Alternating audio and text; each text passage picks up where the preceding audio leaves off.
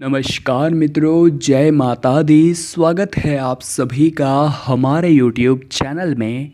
तो मीन राशि वालों, आज रात 3:30 बजे के बाद यह देवता आपके घर में घुसने वाले हैं। ये कोई सामान्य नहीं, बहुत दिव्य शक्ति रहेगी। इन्हें नाराज करने की भूल मत कर देना। कई बार जाने अनजाने में हम कुछ लोगों को अपमानित करके हमारे घर से भगा देते हैं, हमारे घर में घुसने वाले जीव जंतुओं को मार देते हैं। आपकी यह एक गलती आपके आने वाले पूरे भविष्य पर भारी पड़ सकती है, क्योंकि ये देवता आपके घर में किसी भी रूप में आ सकते हैं। डरने वाली कोई बात नहीं है, ये तो आपको आशीर्वाद देना चाहते हैं। अभी आपके ऊपर है कि आपको आशीर्वाद लेना है या नहीं। वीडियो बहुत खास है, मिस न करें, अंत तक देखें। आज जो ज्ञान आपको मिलेगा वो आपके भी रोंगटे खड़े कर देगा। सबसे पहले जो भी महादेव के सच्चे भक्त हैं, इस वीडियो को लाइक ज़रूर करें और कमेंट बॉक्स में हर हर महादेव, ओम नमः शिवाय या श्री शिवाय नमस्तुभ्यम जरूर लिखिएगा। अगले 3 महीने के अंदर आपका असंभव से असंभव कार्य भी जरूर बन जाएगा। अब दोस्तों, आपने अतिथि देवो भवः इस कहावत को या इस पंक्ति को या इस स्तुति को तो सुना ही होगा। भारत में अतिथि देवो भव की परंपरा निभाई जाती है, परंतु फिर भी जब हमारे घर में मेहमान आते हैं तो कुछ लोग उन्हें बोझ समझते हैं। मन ही मन ये सोचते हैं कि भैया ये यहाँ से कब उठेंगे, ये उठे तो हम कुछ खाएं, ये उठे तो हम कुछ बात करें। परंतु अगर कोई देवता आपके घर में मेहमान बनकर घुस गए, या वो किसी भी रूप में घुस सकते हैं, और अगर आपने उन्हें भगा दिया, जलील कर दिया, अपमानित कर दिया, लड़ाई झगड़ा उनके साथ कर लिया, तो फिर सोचिए आपकी ज़िंदगी का क्या हाल होगा। तभी तो कहा गया है अतिथि देवो भवः, यानी हमारे दर पर आया अतिथि हमारे लिए देव के समान होता है। और यही देवता अब आपके घर में घुसने वाले हैं। तो अब आपको भी उन्हें नाराज़ नहीं करना है। हमें तो हर मेहमान की पूजा करनी है, चाहे वो बहुत बड़े से बड़ा क्यों ना हो या छोटे से छोटा क्यों ना हो। अगर हम उसकी पूजा करेंगे तभी तो भगवान हमें आशीर्वाद देंगे कि द्वार पर आए मेहमान का इतना मेहमान नवाजी करता है, तो मैं इसके दर पर जाऊंगा तो कितना कल्याण होगा। अब भगवान भी आपके दर पर किसी भी रूप में आ सकते हैं, इस बात में कोई दो राय नहीं है।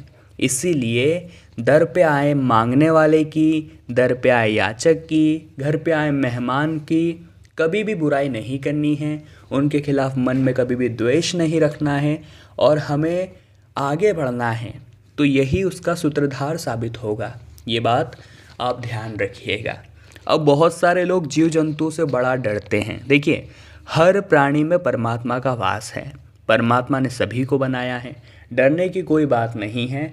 हमें सभी जीव जंतुओं की रक्षा करनी है, परंतु बहुत सारे लोग कीड़े मकोड़ों को देखते ही उन्हें मार गिराते हैं। ऐसा करके वो बहुत बड़ा पाप अपने हाथों से कर रहे होते हैं। ये आपको बिल्कुल भी शोभा नहीं देता, ये आपके पाप कर्मों को बढ़ाता है और आपके लिए अपने महत्वपूर्ण कार्यों में अटकनें पैदा करता है। तो अब अगर आपके घर में कोई देवता घुसने वाले हैं तो वो जीव जंतुओं का रूप लेकर भी तो आ सकते हैं। मान लीजिए वो किसी जंतु का या जीव का रूप लेकर आपके घर में आ रहे हैं, आपने उसे बहुत मार करके भगा दिया, या थोड़ा छोटा कीड़ा मकोड़ा उसे आपने अपने पैर से कुचल दिया, तो सोचिए आपके द्वारा कितनी बड़ी गलती हो जाएगी। यही तो दोस्तों परीक्षा का समय होता है, और मानव भूलवश, मूर्खतावश उस परीक्षा में नापास हो जाता है।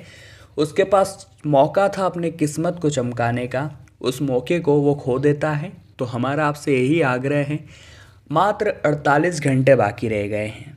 आज रात 3:30 बजे के बाद कभी भी देवता आपके घर में घुस सकते हैं। बहुत सारे लोग ऐसे भी होते हैं जिन्हें खुद देवता आते हैं आपके घर परिवार के, या कोई भी, जिसके बाद वे हवा में झूमने लगते हैं, वे अलग अलग तरह की हरकतें करने लगते हैं। तो आप उनके चरण स्पर्श जरूर करें। इस रूप में भी वो आपके घर में घुस सकते हैं, आपको उनके चरण स्पर्श करना है। हो सके तो उनकी मन पसंदीदा चीज़ उन्हें खिलानी है, और किसी भी तरह से उनसे आशीर्वाद ले लेना है, क्योंकि उनका ही आशीर्वाद आपके काम आएगा। उन्हीं का आशीर्वाद आपको दुश्मनों की चाल से बचाएगा। उन्हीं का आशीर्वाद आपको हर परिस्थिति का सामना करना सिखाएगा। आने वाले अगले 48 घंटों में एक और चाह तो दूसरी ओर राह, यानी जो चाहेंगे उसी का रास्ता बन जाएगा। परंतु कई बार ऐसा भी हो जाता है कि इंसान मन से जो काम करता है उसका रिजल्ट बहुत अच्छा आता है, और जो लोगों की बातें सुनकर काम करता है उसका रिजल्ट बिगड़ जाता है। तो जब मतलब एक ही निकलता है कि लोग हमें गिराना चाहते हैं, लोग हमें मार्ग से हटाना चाहते हैं, वो हमारे खिलाफ षड्यंत्र बनाएंगे, हमें उनकी भ्रामक बातों का शिकार बनाएंगे। हमें इस तरह की हरकतें नहीं करनी है, हमें उनके बहकावे में नहीं आना है, वरना दिक्कतें बढ़ सकती है। और भगवान की भक्ति में संलग्न रहना है। देखिए, लोग कहते हैं कि जेब में पैसा रखो या अपनी बचत करके रखो, क्योंकि जीवन में जब बुरा समय आएगा तो यही पैसा आपके काम आएगा। लेकिन हम कहते हैं भगवान पर भरोसा रखो, ज़िंदगी में कभी बुरा समय ही नहीं आएगा। और ये बात हम सबको समझनी चाहिए कि भगवान हमें हर परिस्थिति से निकाल सकते हैं, तो हम उन पर भरोसा क्यों नहीं करते। आज के ज़माने में इंसान भगवान को पूछता ज़रूर है, लेकिन उसकी मन्नत पूरी नहीं होती है तो वो उस भगवान को बदल देता है, किसी और भगवान की शरण में चल जाता है। वहाँ पर भी उसकी मन्नत पूरी नहीं होती है तो वो तीसरे भगवान की शरण में चल जाता है। और यहाँ तक तो छोड़िए, जब बहुत समय तक आप नहीं होता है तो वो अपने धर्म को छोड़कर किसी और धर्म के भगवान के पास पहुँच जाता है। मानो यहाँ तक गिर चुका है कि उसे बस अपना काम पूरा कराना है, तभी वो उन भगवान को मानेगा। देखिए, एक उदाहरण के तौर पर बहुत गहरी बात समझाएंगे, कान लगाकर सुनिएगा। मान लीजिए आप एक कुआं खोद रहे हैं, आपने उसे थोड़ा सा खोदा और पानी नहीं आया, तो आप दूसरा कुआं खोदने लग गए। उससे भी आपने थोड़ा सा खोदा और पानी नहीं आया तो आप तीसरा कुआं खोदने लग गए। इसी तरह आप कुएं खोदते गए और किसी में भी पानी नहीं आया। पानी न आने का कारण क्या था? आपने सब कुओं को थोड़ा थोड़ा खोदा। अगर आप एक ही कुएं को लंबा खोद देते, गहरा खोद देते, तो 100% गारंटी थी कि उसमें से पानी आ जाता।